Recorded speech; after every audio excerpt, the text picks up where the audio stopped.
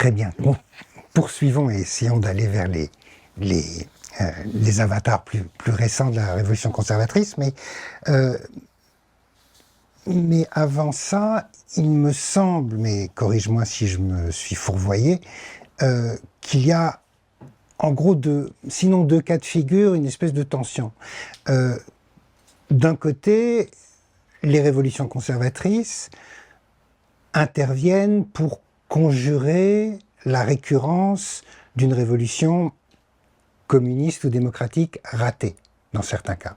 C'est le cas en Allemagne, avec la révolution spartakiste qui a presque lieu en 1819. C'est le cas en Italie aussi, avec le Ventano après la Première Guerre mondiale. Donc c'est une manière, comme tu le disais, de récupérer l'énergie révolutionnaire, mais en l'investissant de conservatisme. Mais il y a aussi des cas où on a un peu du mal à imaginer la peur d'une révolution communiste qui arrive. Et là, on a l'impression que la révolution conservatrice, elle arrive dans un espèce de bout de course, non pas d'une révolution ratée, mais d'une révolution réussie, mais qui a été petit à petit étouffée, mais où l'étouffement n'a pas abouti sur un libéralisme heureux, d'une certaine façon, mais crée de nouvelles tensions, et la révolution conservatrice arrive à ce moment-là. Est-ce que j'ai raison de penser qu'il y a cette espèce de tension entre ces deux possibilités d'émergence? Alors, historiquement, les choses ont été peut-être plus nuancées entre les deux guerres, parce que le véritable ennemi des tenants de la révolution conservatrice en Allemagne, et même peut-être aussi en Italie dans les années 1920, étaient moins les communistes que les libéraux. Et ce que vomissaient les tenants de la révolution conservatrice, c'était le libéralisme, et notamment la République de Weimar, le parlementarisme, et tout ce qui sera, par exemple, ultérieurement qualifié d'art dégénéré. Et je pense que pour les révolutionnaires conservateurs et ensuite pour les nazis, les enfants de Thomas Mann, qui avait une vie, il faut le reconnaître, assez dissolue entre libération sexuelle, drogue, etc., étaient vraiment l'incarnation même de la dégénérescence. Bon, et ces gens n'étaient pas des communistes. Bon. Donc le répulsif majeur, c'est le libéralisme et le parlementarisme et tout ce qui s'ensuit. Hein.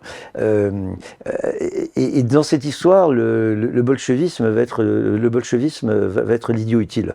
Avec ces accointances que j'évoquais, dans cette espèce de fascination-répulsion, effectivement, entre bolcheviques et fascisme, et qui les amènera quand même à pactiser à plusieurs reprises. Donc dans les années 20, échange de bons services sur le plan, par exemple, militaire, et puis en 1939, une alliance militaire assez brève, mais enfin quand même assez significative. Hein. Donc, d'une certaine manière, il faut, alors évidemment, il faut garder à l'esprit la violence des affrontements entre national-socialistes et communistes dans les années 1920 sur fond de politique du pire de la part du Parti communiste allemand. Mais et aujourd'hui, d'une certaine manière, quand certains des tenants de la révolution conservatrice immédiatement contemporaine dénoncent les communistes, enfin par exemple en Italie, c'était quand même assez surréaliste d'entendre Berlusconi ériger le communisme en danger majeur, ou encore aujourd'hui, on a en France des gens à droite qui sont persuadés que que les chars de l'armée rouge sont encore en train de ronronner à la porte de Versailles. Enfin bon, il y a une espèce de vision complètement fantasmatique que l'on peut évidemment imputer à une instrumentalisation cynique des choses, mais je pense que la réalité est plus effrayante et que ces gens y croient sans doute. Bon. Donc aujourd'hui, au fond, et ça on le voit très bien chez Trump aux États-Unis, la dénonciation du wokisme, c'est la dénonciation du communisme. Les wokistes sont des communistes, bon, déguisés peut-être, mais fondamentalement sont des communistes. Donc ils continuent à y croire.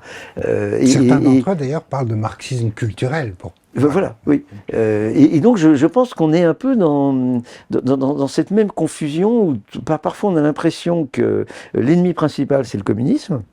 Alors qu'en réalité, à bien des égards, c'est le libéralisme, parce que pour beaucoup de ces gens, le libéralisme, c'est déjà l'antichambre du communisme. Bon. Mais le libéralisme a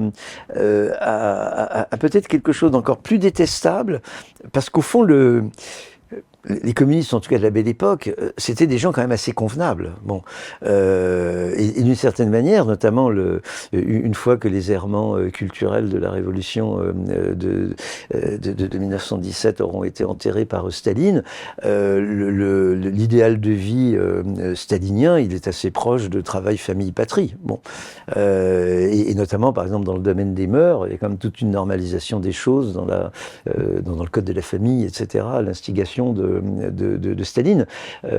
Donc, d'une certaine manière, le stalinisme est plus compatible avec la vision conservatrice, par exemple, de la famille qu'avec le libéralisme échevelé et perverti. Alors, après, il y a des cas qui sont très intéressants, c'est le Bauhaus, par exemple.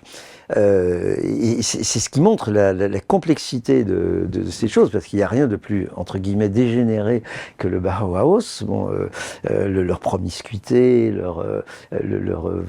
enfin toute leur représentation de l'art, etc., etc. Et d'un autre côté, l'idéal esthétique, au moins d'une partie des tenants du Bauhaus, c'est le Moyen-Âge. Et donc ce pauvre Moyen-Âge, il va être d'une certaine manière instrumentalisé par la révolution conservatrice, voire par les nationaux-socialistes. Mais alors là, il y a des contradictions, des embarras, etc. Parce que bon, la vraie référence, c'est quand même la tribu germanique. Mais ce même Moyen-Âge, il va être investi fantasmatiquement par la révolution conservatrice, voire les national-socialismes, ou la révolution conservatrice immédiatement contemporaine, par exemple Macron ou Sarkozy, qui identifient la France à la France des monastères et des cathédrales. Bon, ce qui est quand même évidemment historiographiquement très contestable, parce que s'il y avait bien quelque chose entre guillemets de transnational et de peu français, c'était par exemple les cisterciens, bon, qui étaient quand même, c'était pas du tout un truc français, quoi. Bon, et mais donc cette référence au Moyen-Âge, elle est très très ambivalente, hein. Et c'est ce qui rend les choses compliquées quand on cherche à caractériser le positionnement de la révolution conservatrice, hein. Et donc aujourd'hui, je crois que quand même, en tout cas, il se pourrait bien que le principal ennemi soit moins le communisme que le libéralisme.